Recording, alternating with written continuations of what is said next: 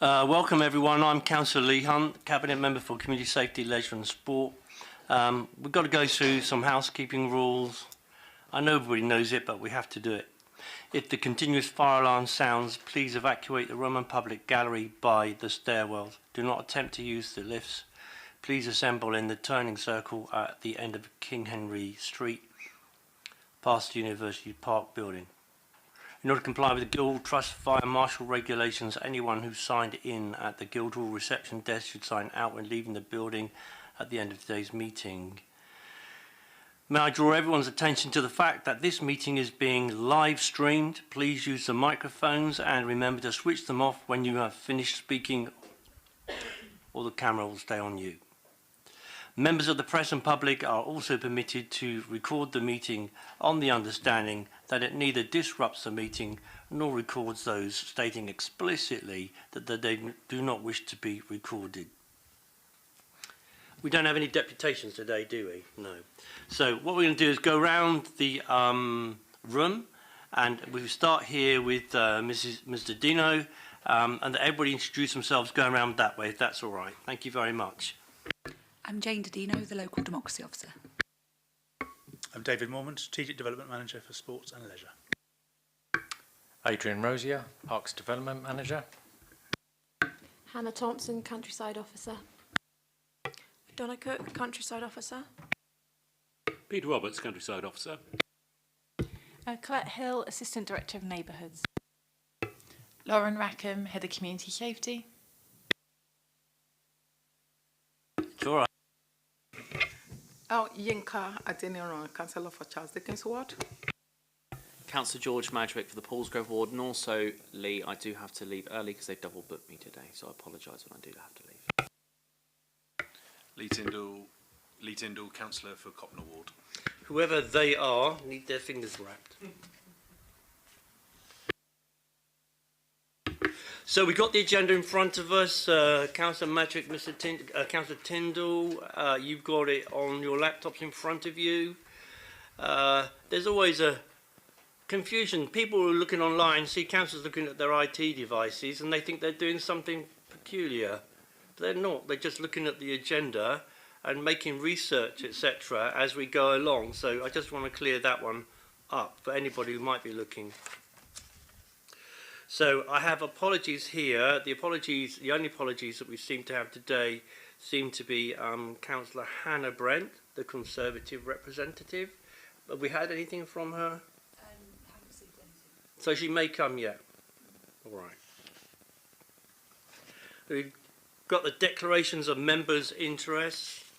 Any interest to declare on any of the reports here? They're mainly noting reports. And the reason I do this for you, Councillor Madrick, your other half might have told you, is that it's really important that other members of the council understand what the portfolio does, what portfolio of services does, and by having information reports, it spreads the information and the knowledge further still. And it's good of the officers to do it for us in this way. And that's it at the moment. So we go straight to parks, fees and charges, and then we'll be going. Did you want to swap, guys, or what? Right, so Adrian, we'll go to parks, fees and charges, and then what we're going to do is take the last item on the supplementary agenda and bring it up because David has to leave early too. Okay, thank you. So this briefing report outlines the proposed updates to parks, fees and charges for the financial year 26-27. The review ensures compliance with financial regulations and market benchmarking, with most adjustments aligned to the Consumer Price Index.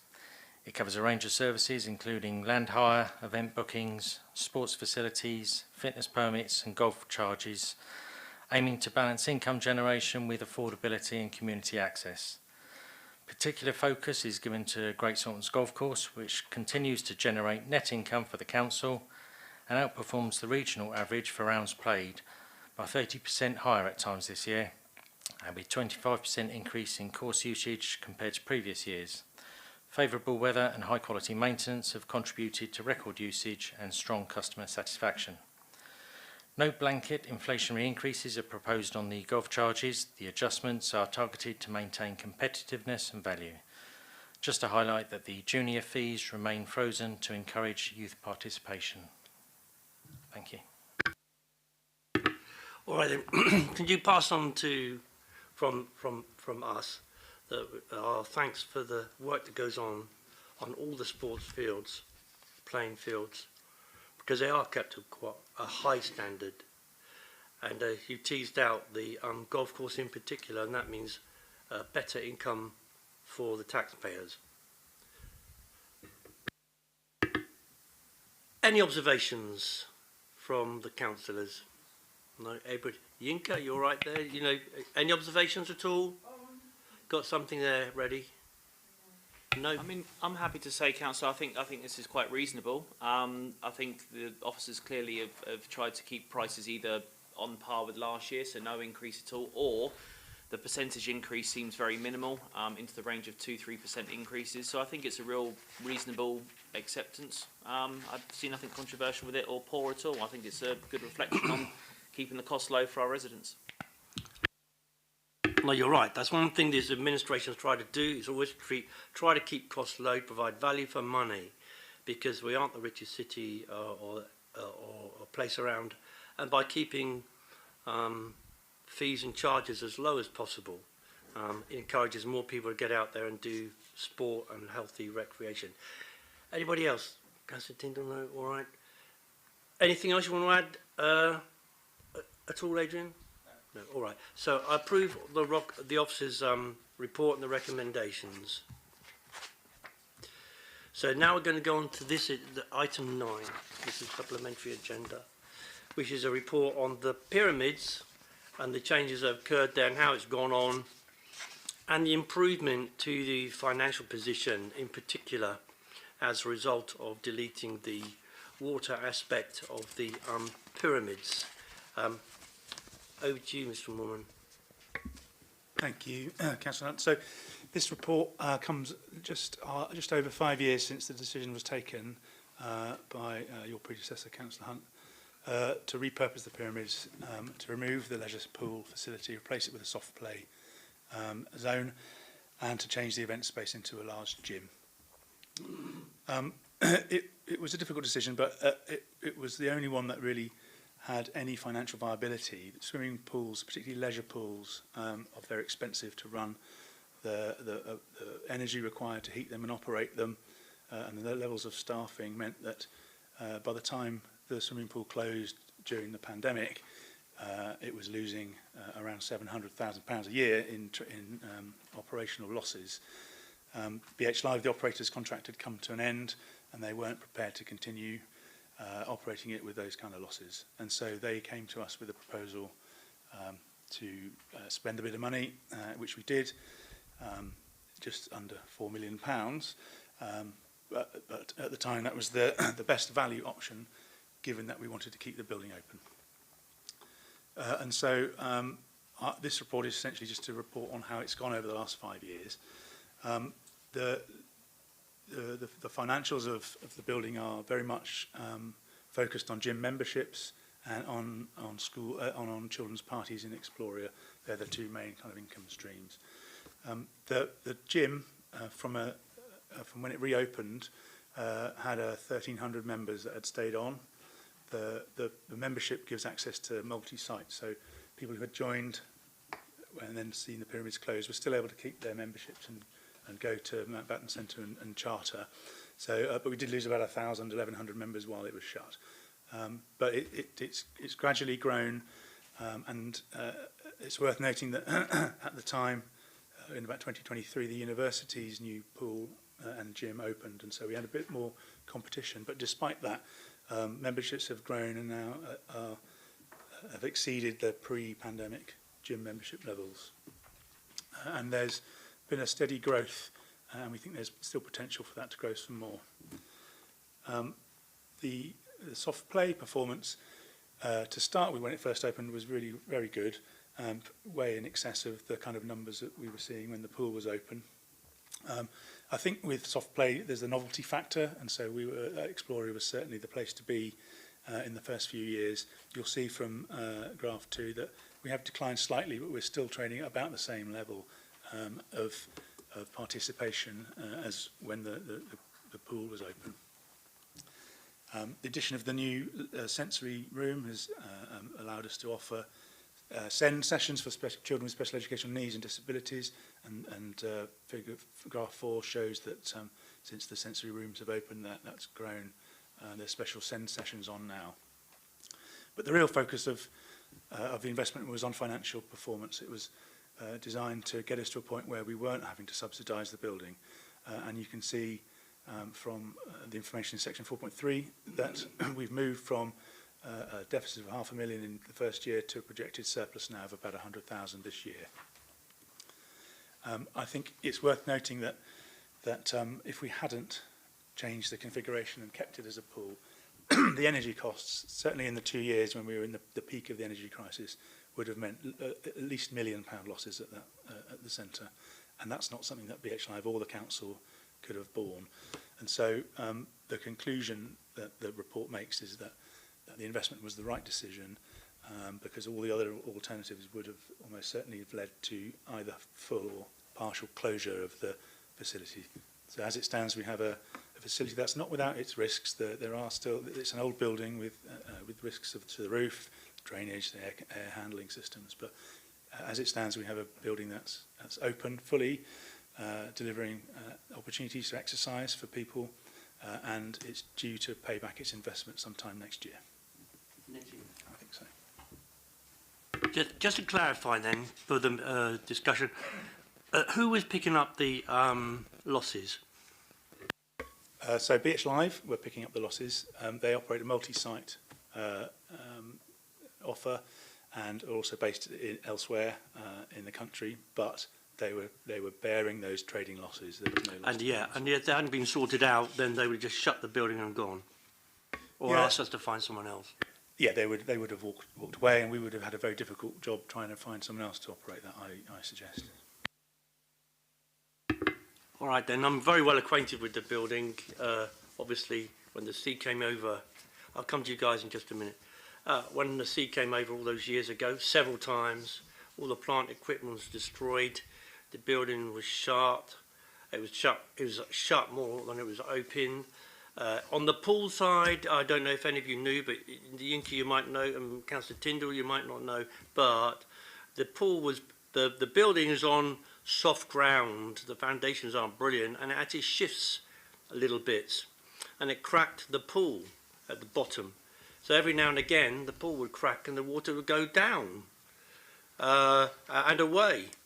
And not only that, the glass above had to be ordered from Germany, and we had to close the building when it used to get cracked for whatever reason, stress from the iron mill moving, and it meant that the windows cracked, and you obviously couldn't have kids in the pool, anyone in the pool, with broken windows right above your head. It's all part of the design of the building. Anyway, you used to have to close it for months on end, waiting for glass to arrive from Germany because it couldn't be manufactured in this country.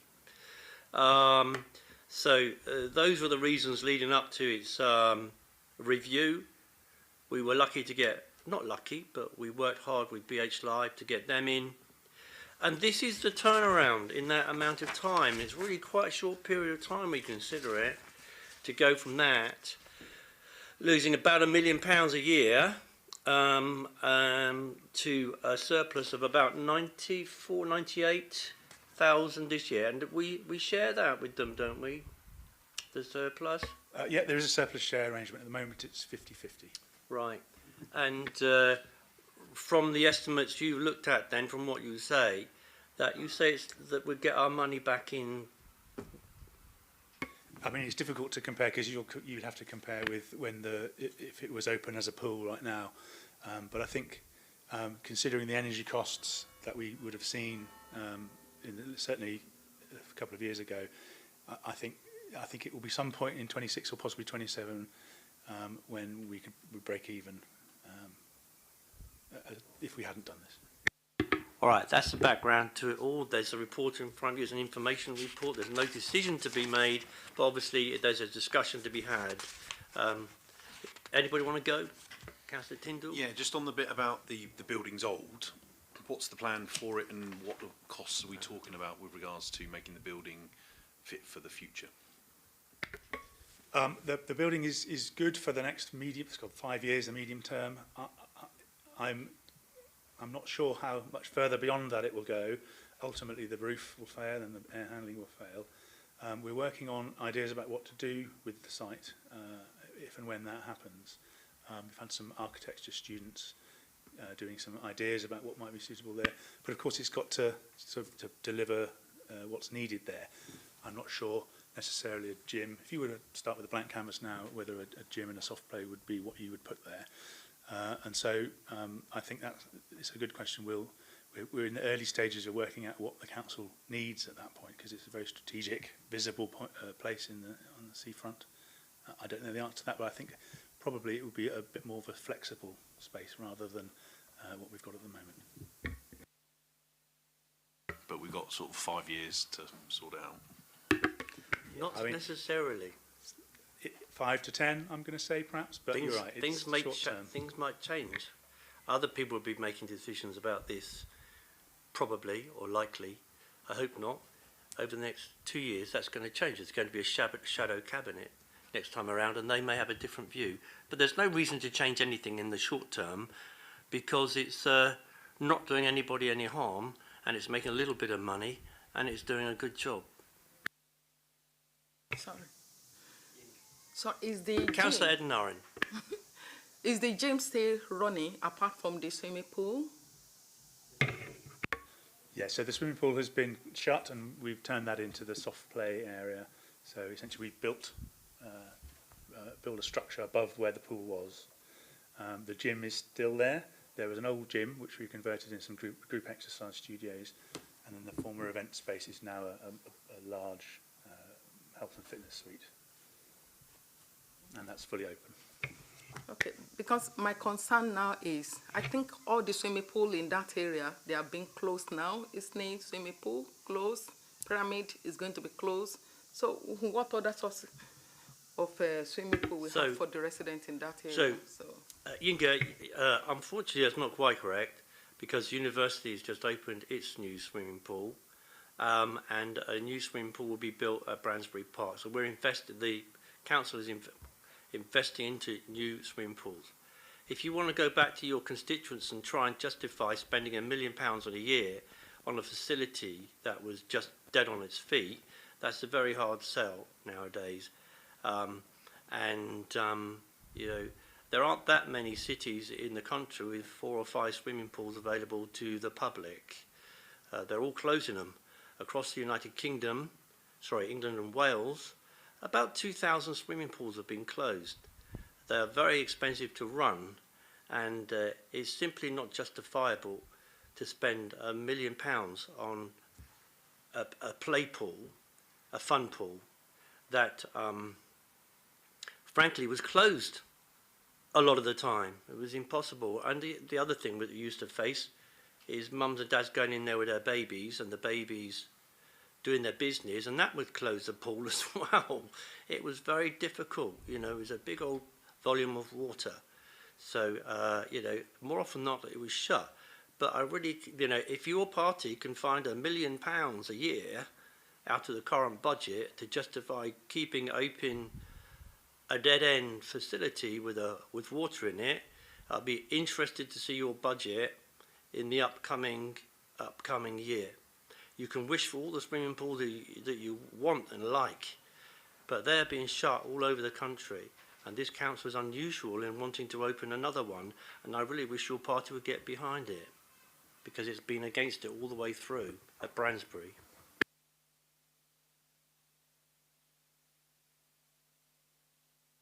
Well, gents, ladies, thank you very much for the discussion, and we're very grateful to the officers. Again, would you get in contact with BH Live and thank them on our behalf for turning the place around, and we appreciate it very much, to keep a facility that was facing closure actually open into the future.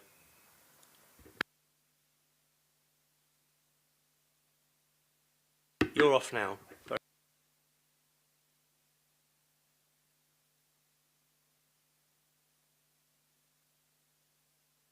The Countryside Officer's report. Who's doing it? Is it you, Hannah? Right, okay. Sorry? Which one? Oh, how did I go past that? Yeah, it's only 2 pages long, that's why. 2-3 pages long.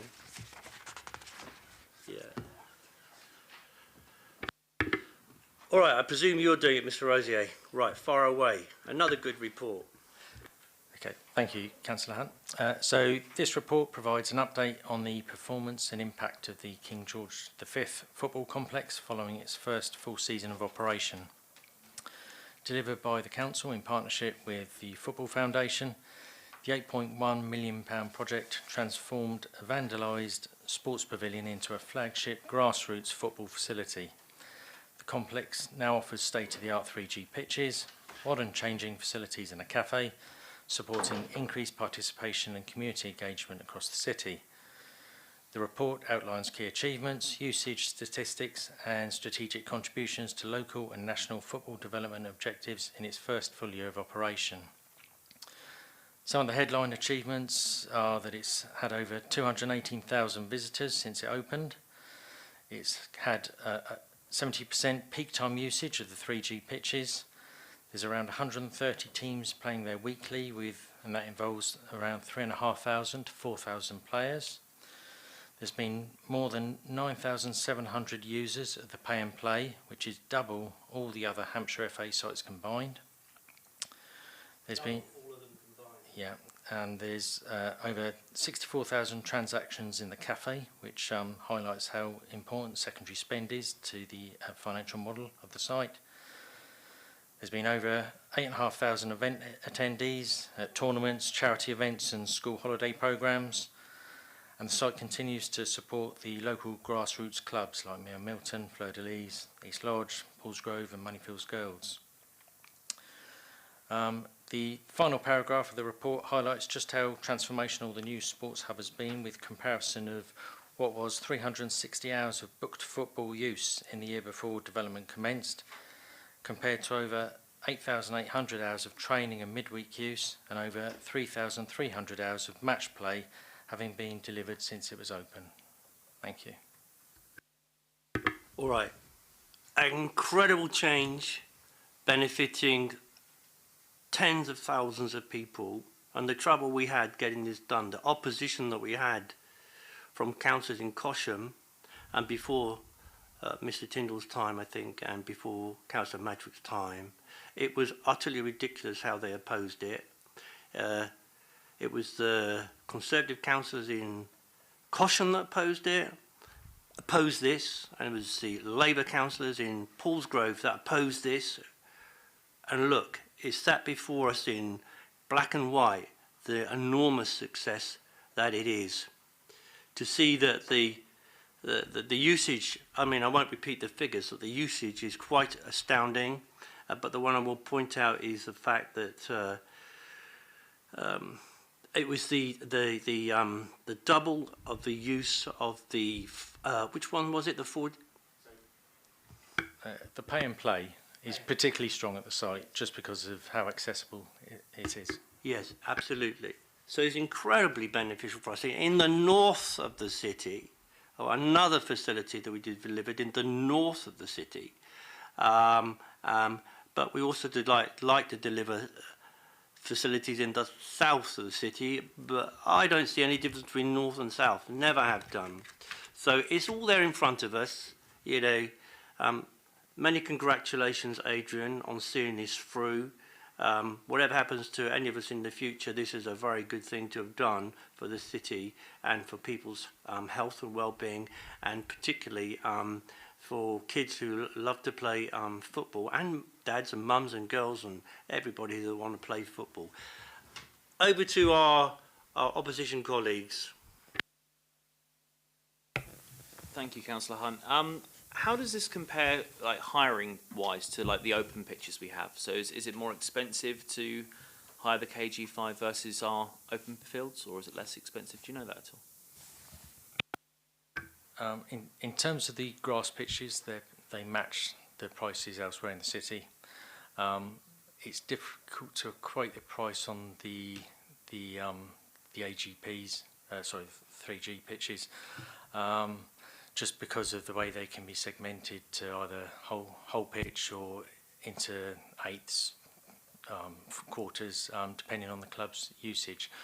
But it's comparable with charges the teams would have been paying to try and use facilities elsewhere, and obviously it has the advantage that all the clubs that were dispersed across various sites across the city can now train on a particular night as one big club, and all their users in one area. Thanks, Adrian.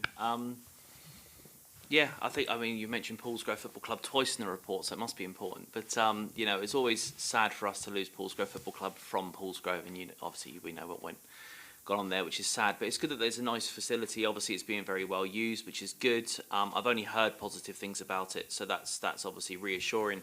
And I do remember back years ago, before I was a councillor, when I had a business in Cosham, and I can reflect what Councillor Lee Hunt said, because I remember Councillor Mason and Atkins going around with a petition to try and get us to sign and I think it was Councillor New and Councillor Hooper as well.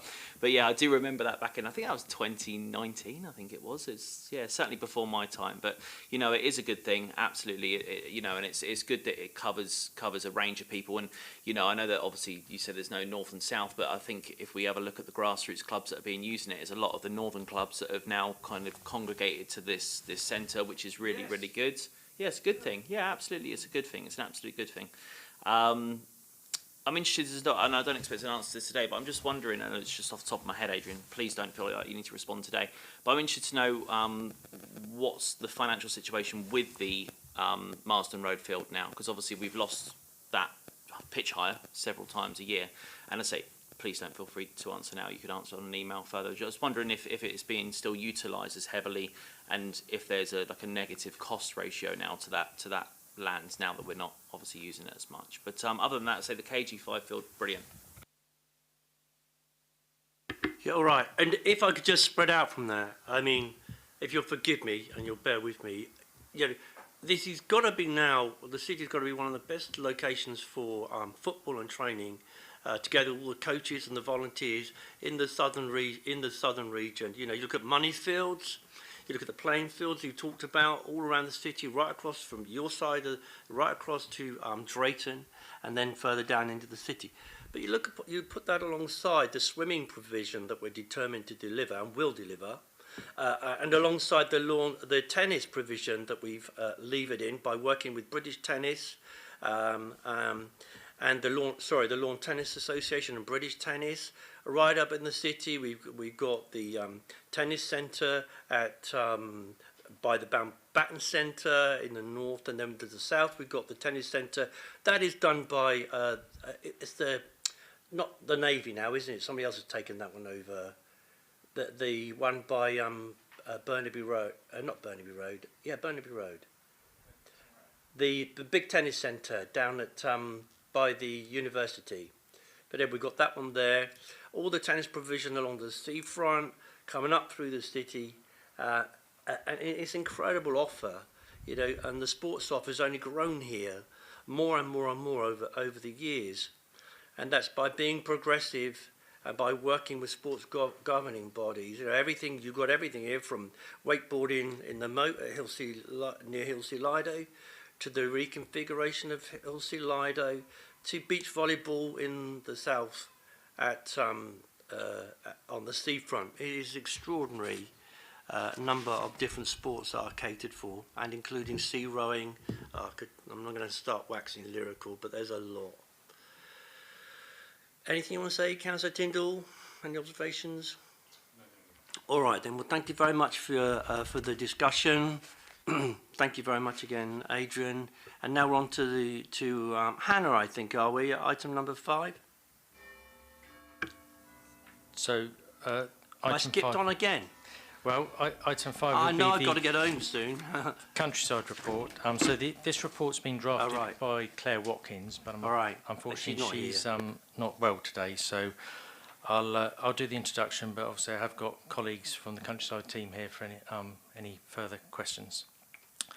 So this annual report provides a comprehensive summary of the work programme and outcomes of the countryside team, particularly regarding biodiversity and education. The team comprises 4 officers, of which 3 are with me today within the Park Service. The report firstly sets out the broader strategic picture, how the work meets the objectives of both the City Vision and the Council's own commitment to protect and enhance the environment. The work of the small team is also cross-cutting, with collaborative working with colleagues in strategy, climate resilience, libraries and museums. They also support the work of major projects such as the coastal defences. The objectives of the work programme include proactive biodiversity management across a range of sites to enable and maintain an abundance of native flora and fauna, the restoration of native species, working with partners to meet statutory requirements, such as with the county for local nature recovery strategy, and liaising with subcontractors to mitigate disturbance to the sites, and encouraging the public to take an active interest in the sites. The engagement work undertaken by the team is particularly significant. The volunteer hours speak for themselves, equating to 6 full-time staff equivalent and providing physical and mental wellbeing benefits for the volunteers, such as Portsmouth Interaction. We have passed on the thanks of our Cabinet Member, Councillor Hunt, to the volunteers for all the time that they give. Working with local groups and interested parties allows for a co-production approach, developing a sense of pride, place and community ownership for local people. The team have also undertaken extensive work with schools, both primary and seniors, for work experience, together with placement students. The team's work is also promoted on social media, with a further increase in followers this year. If you look at the appendix to the report, you will see some examples of the work undertaken over the past year. As I say, I've got colleagues from the countryside team if there are any questions on specific sites. All right then, so for example, one of the projects up at Hillsea Lions is building stag beetle mounds. I've done that myself. We invert wood down into the ground and stuff. And up on the hill, Pete, is the always mention it, I know, but it's important. The vetch that have I got that right? I'll answer on behalf of Richard, but yeah, you've got kidney Oh, vetch sorry, yeah, and horseshoe vetch, which are the food plants for quite rare butterflies that are found there. Which are up on the hill. And the other thing is we're quite different to quite a number. We have 4 officers. Is this a statutory responsibility, Adrian, or is it discretionary? Discretionary. So as I say, you know, the things are going to be a changing into the future. I hope very much that if there is any new council or a shadow cabinet, they will look very carefully at what it is that we do here that is so different to look after our inner city wildlife. All of these officers are mostly in the north of the city, where most of the open spaces are trees and flora and fauna are. But we go right down, don't we, to Milton, to the site at Milton, which is really important. There have been a number of changes there as well about access. And just for the, I could go on about it, but I've been here for a little while now. But where the volunteers, which are absolutely critical in this, they keep the bramble under control. I think that's right, isn't it, ladies? Did you want to touch on that, you know, and let us know a little bit about that? Okay, so we established a volunteer group in 2022 to help manage the habitats of Milton Common. They've started over the winter. They help with bramble control and management and reduction of the bramble. We've also got contractors in over the winters who clear large areas in addition to that. People might not understand why the bramble is kept under control. That's because, you know, people might thought the blackbirds go nest in it, thrushes and so on. But equally, by opening up the open space, you provide grasses, which provide insects for other sorts of birds. Did you want to touch on that? So the main reason we are controlling the bramble is there's a certain ratio that you want to maximise the biodiversity value. You've also got, without natural keystone species like large grazers, it will eventually take over the entire site. So in 2022, we're at 44% bramble coverage, which isn't ideal. And we've been slowly reducing that and bringing it to habitat optimums. Brilliant. Ms Roberts, do you want to tell us how you keep the hill clean? People go up there and fly tip all the time and so on. So you have a quite good relationship with people who come and do the fly tipping, etc. Richard actually covers the hill, but yeah, I believe he does has. What normally happens, he goes on, collects the fly tip off the site itself, piles it up, and then somebody else comes along and collects it. Things like cars and motorbikes. And how many volunteers? Do you know how many volunteers we got up there? It's quite a number. I believe Richard has about between 10 and 15 regular volunteers. All right, that's just a quick flavour of what the service does. It's really important. So if anybody's still around, if changes happen, remember this service is really important to the wildlife and biodiversity of our city. Any queries, questions, or anyone want to the discussion? Yeah, I just want to pick up on the volunteers and with regards to schools and the work that we do with our secondary schools in particular. And I know we offer work experience places. Is that just in the condensed period, or do we offer it as an extended work experience throughout the year to schools? We're normally approached by schools. They can be individuals, so it's year 10s. They come for 2 or 3 weeks at a time. It can be higher education, places like Sparshock College, and they can come there for 2 or 3 months. We've also worked with people like Harbour School in the past, or actually school groups. We've actually developed an area of Hilsey purposely as a forest school, so school groups can come and actually use those. And Hannah is the one that's mainly running that. And I think Donna came to the Baffin's Neighbourhood Forum when I was there. Donna, and we're going to use schools because we're working with Swan Rescue around Canoe Lake, for example, which is something that Hannah and her team work on after the swan was stamped to death, and there are concerns about other matters concerning the swan. So there's a programme coming along which is going to take... Do you want to touch on it, Hannah or Donna? Yeah, but what's been happening with the swans lately, it's important to have a bit of education, especially around school groups, as that's quite a large area of the antisocial behaviour. So what we're going to be doing is an educational programme at Canoe Lake where we invite schools in, and myself and the museum curator, Christine Taylor, will be putting together a programme where say a certain school will come in, we'll do a session with them, which will include a talk, a walk around the lake, will include charity organisations, Swan Support, who will come on the day and have some more interactive work around the swans. And we'll almost, as I'll touch on in a bit, we'll create some swan champions, and they'll put a pledge in. It's just to give them that sort of sense of education and awareness of the bird, these wild creatures. Right then. It's just the tip of the iceberg today. Go on, Councillor Metrick. Yeah, thanks, Councillor Hunt. What I will say, you've referenced obviously about future administrations. I can reassure you one thing: if Reform ever win the administration, are lucky enough to, this is one of the departments we would definitely 100% keep, and I can guarantee that today. It's actually one of, I shouldn't have favourites, but it's one of my favourite departments on council, because not only is their work seen daily by residents, but they're also really responsive and reactive to situations and proactive, and I'm a big fan of being proactive. I think sometimes people are very reactive, but proactivity is a really good thing. I can speak on behalf of my colleagues when I know that Gatcombe Park was very welcomed. I know that's very, and you probably know that that's very welcomed by my colleagues. They're very happy about that and very excited to be getting involved.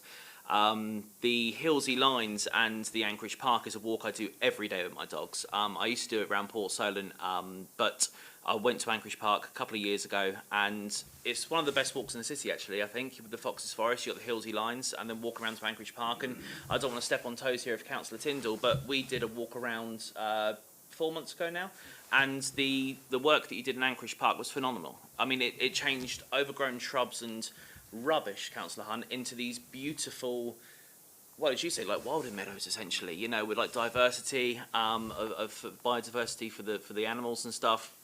And not only that, aesthetically nice to look at. And as I say, as someone that walks around there literally every day, I can tell you that the residents do really appreciate it because we talk about it, you know, and yeah, it was just a really nice thing. In relation to Portsdown Hill, you mentioned about the fly tipping and rubbish. I did a rubbish clean about a month ago, and I must admit I hadn't done one for about 9 months at the chalk pit, but I did one about a month ago now, and I couldn't believe the amount of rubbish that is up there. I mean, we took 4 bags up there thinking that'll be enough, and within an hour we were done. We had to send one person back down to Alloway shops to get more bags. I couldn't believe the amount of rubbish.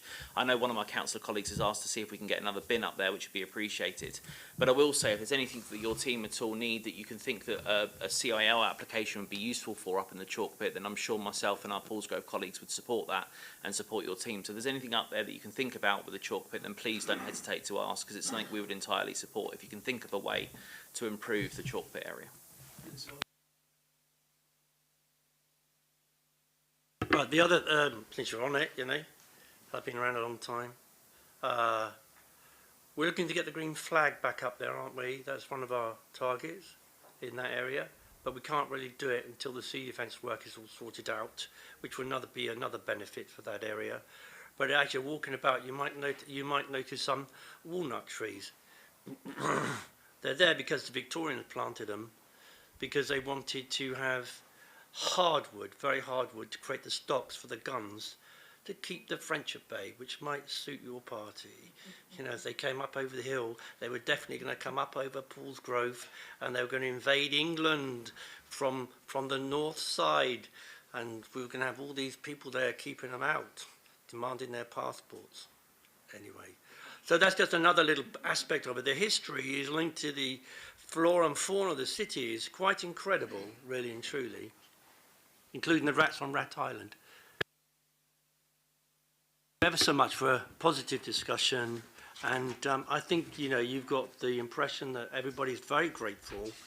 Ward councillors all over the city are very grateful for the efforts that you guys put in and the volunteers put in, without whom it wouldn't be possible. So we led us into, thanks ever so much. So we led us into the swans at Canoe Lake.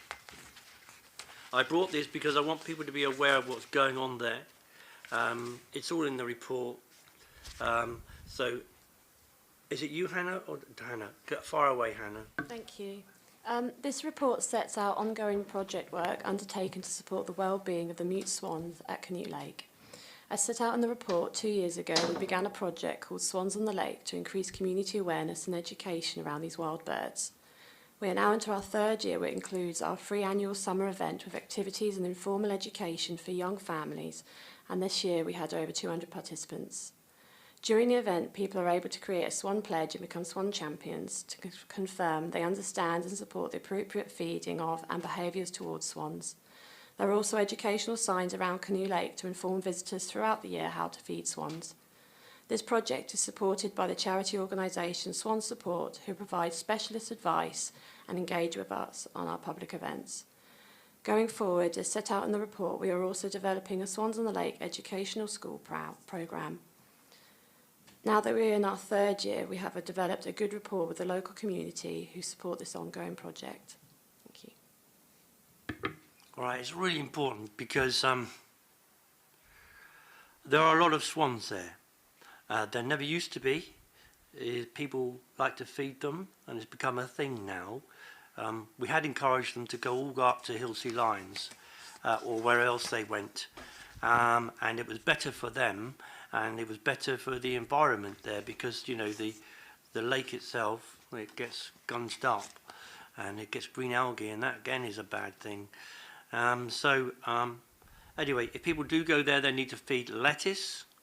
Is that right? Lettuce and grain rather than bread. Bread is a bit of a killer, but there's some people dispute that. And the well-being of the swans is important to us as a council and the public on behalf of the. They do look absolutely charming there. There's no question about it. Councillor Tyndall, anything? Councillor Denarin, we care about the swans? Of course we do. We're on the swan report. Okay, all right. Thank you very much indeed again for bringing that report. I just want to give it a bit of an airing for obvious reasons. So we go on now to unauthorised encampments. Shall I call you Ms. Rackham or Mrs. Rackham? What do you prefer? Ms. is more professional, isn't it? Oh, what about Lauren? Lauren, Stick with Lauren. well. There you are. All right, Lauren. So it's important to recognise that Gypsy, Roma and Traveller communities are a legally recognised ethnic group and are protected under the Equality Act 2010.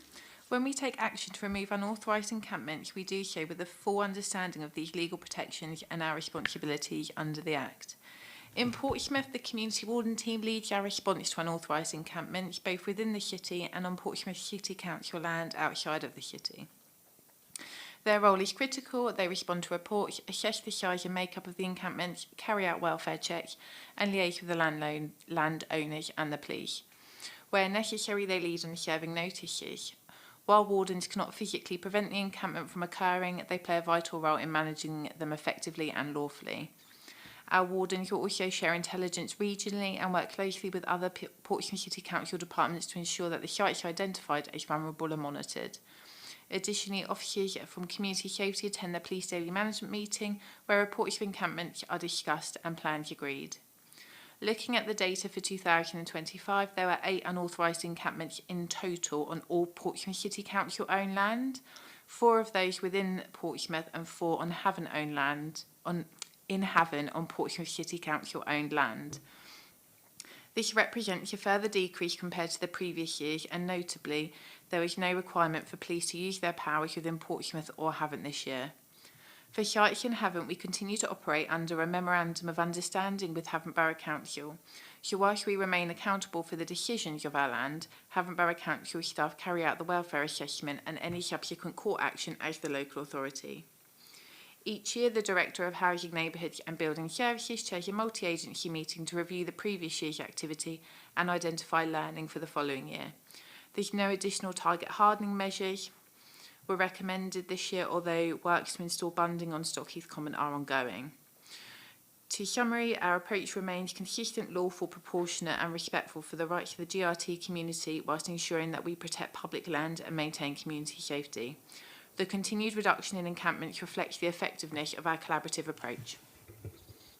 All right, so, you know, it is a enormous success. Seeing the numbers of unauthorised encampments dropping from 24 in 2023 to just 8 in 2025. So hats off to all of our staff and the police and everybody else, including Parks, that work together to ensure that everybody in Portsmouth can use our open spaces safely. So congratulations everybody. The report speaks for itself. Thank you very much indeed, Lauren. Councillor Tyndall, anything? No, nothing to add. All right. Councillor Adnarin? No. No? All right.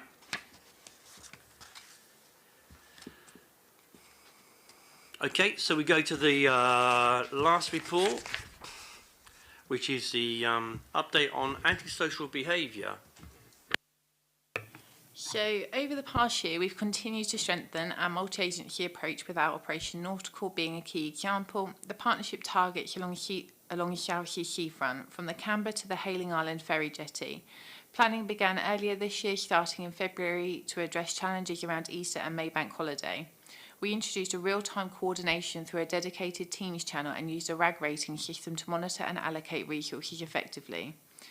Community wardens carried out 434 patrols this year, while the police undertook 488, totalling 388 hours.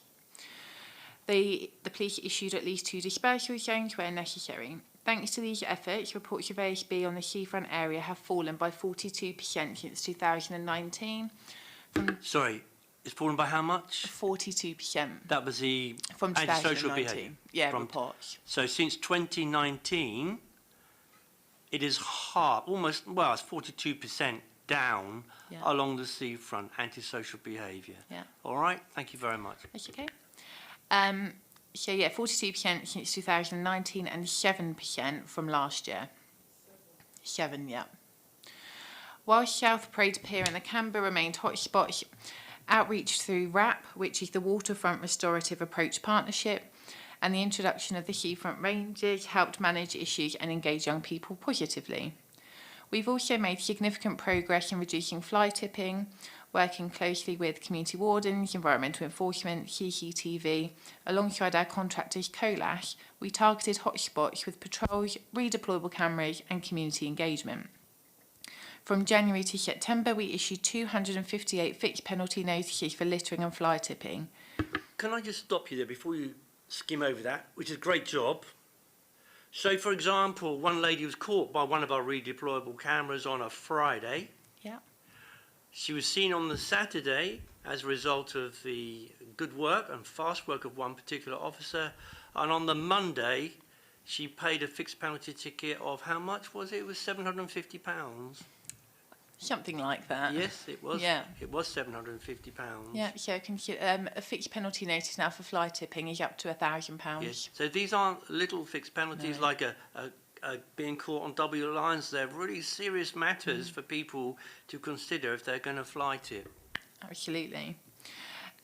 More importantly, whilst we've issued the fixed penalty notices, our tonnage collection has dropped from 121 tonnes in the same period last year down to just 90 tonnes this year. So that's a reduction of 31 tonnes, the lowest ever recorded during the summer months. This improvement reflects better investigations, stronger collaboration and targeted communications, including working with the university and Students' Union. We've also delivered targeted antisocial behaviour hotspot patrols. From January to September, community wardens completed 373 additional patrols in locations identified by the police as priority areas. These patrols were funded by the Police and Crime Commissioner and focused on Commercial Road, Guildhall, London Road, Shelton Road, Fratton and Somerstown. In Commercial Road, wardens engaged with vulnerable individuals and referred them to support services. In London Road and Shelton Road, the focus was on environmental crime, whilst in Somerstown, engagement was primarily with young people. As well as the 373 additional ASB hotspot patrols, we've also completed 11,000 patrols across the city from January to September. Talking to the ASB and the private sector, we have a dedicated private sector antisocial behaviour coordinator. They have managed 41 new cases this year, with intimidation and harassment being the most common issue. Across these cases, there are 105 separate incidents recorded. From January to September, they closed 37 cases involving 141 incidents. Many cases were resolved without formal action needed, often through advice and signposting to the appropriate agency, coordinating a response for our customers. Finally, our CCTV network continues to play a critical role in the prevention and enforcement. Over the past 12 months, operators have self-initiated, so this is where they've seen it happen, 1,025 incidents, logging a total of 6,000 incidents across the city. Whilst these are not all antisocial behaviour, there will be a proportion of them which are. They've also had 2,536 requests for footage, so that's where we've downloaded CCTV relevant to an investigation. It won't surprise you to know the police are our primary requester. Any questions? And that's all against £100 million of cuts year on in this council. That's extraordinary achievement. Thank you to everybody in your staff and everybody else involved. It goes right across the city, as you say, it's a multi-agency, so it involves trading standards, involves everybody concerned. Tremendous report. And we'll be debating it again in the council chamber. There's a note of the motion coming, I understand. All right. Councillor Narin. Pop your mic on, is that all right? Sorry. The reduction of fly tipping work. I'm not sure the area because I was in Buckland about 3 weeks ago, Saturday, when I did my, I normally go out for, no, not walk around. No, don't knocking ball. I will remember in a minute. No, just 1 second. But Buckland area, most of the shed, the bin was overflown because it's really, really bad. But because I travel immediately, because I wanted to email you, maybe we need to put CCTV camera or something because it was really, really bad. Not a single shed in that Buckland area that wasn't overflown. So with the bin sheds, obviously it's really important that they are managed appropriately and people manage their waste appropriately. It's not always classed as fly tipping, but we can take that back to our estate services colleagues. Yeah, and there, there is a Buckland, well, all our, if it was on our housing, is it in our housing area in Buckland? Yes. Yeah, all the so housing. Buckland is currently undergoing a bin shed project. So we are updating, we've done all the bin sheds in the Portsea area. And we're going to be making sure that we've got all the right sizes of bins, that we've got appropriate, you know, sort of secure bin stores as well, because they get a lot of abuse from other people. They're not all, it's not all the residents misusing them, but because that's part of the landlord function, it's the housing team that lead on that. So, but we are working with them from a waste point of view, and we, of course, we work closely with them on any enforcement that we need to do. But there is a Buckland-wide bin project underway at the moment. Okay. Do you mean they're going to maybe put more bins or? We're going to change the bins up a bit. Some blocks they haven't got the right balance of bins. They've got lots of refuse bins and not many recycling bins and things like that. But it's more about where the bins are situated and what they can store in them. So some bin sheds haven't got enough bins, so that's why we're having a look. But it will be different for different blocks. Okay, I'm going to show you some of the pictures maybe after the meeting. Okay. Thank you. Yeah, I've been going around Charles Dickens Ward too, and it is, you know, I'm glad it's got 3 councillors there that actually go around, because it is pretty grim there sometimes, and perhaps it needs the councillors to go around a bit more. Is one of the drivers the changes the government is bringing in for the change in the bid sheds, or is it simply the security of stopping people dumping goodness knows what into them, including beds, mattresses and everything else?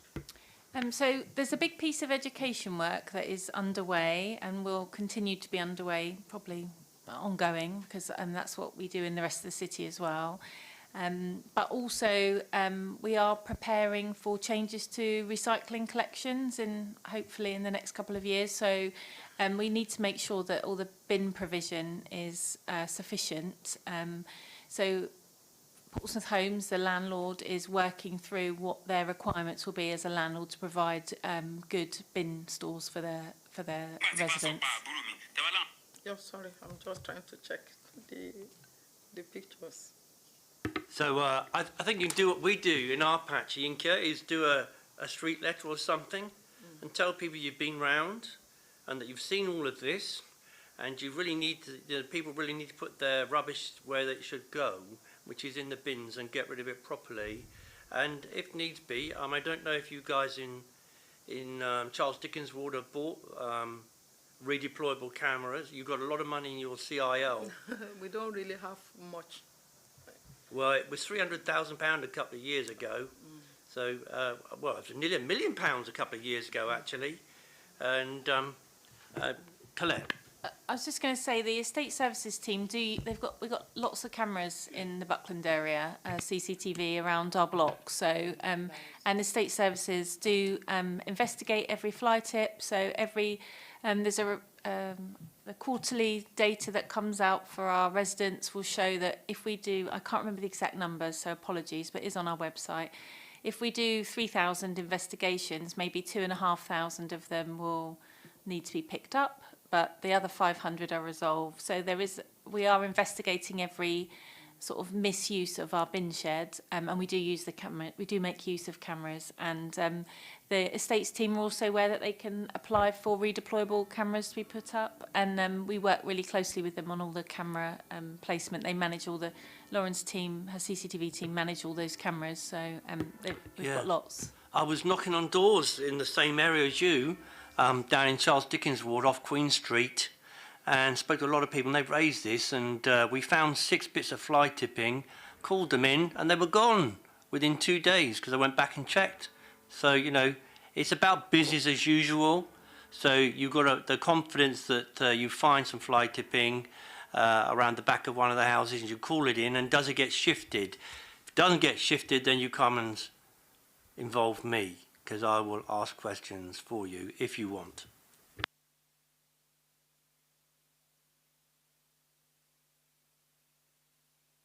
Overall, I would say for the money that we spend, you know, everybody's doing a fantastic job, and thank you all very much indeed for your time this afternoon, and for, as Donald Trump would say, for your attention to these matters.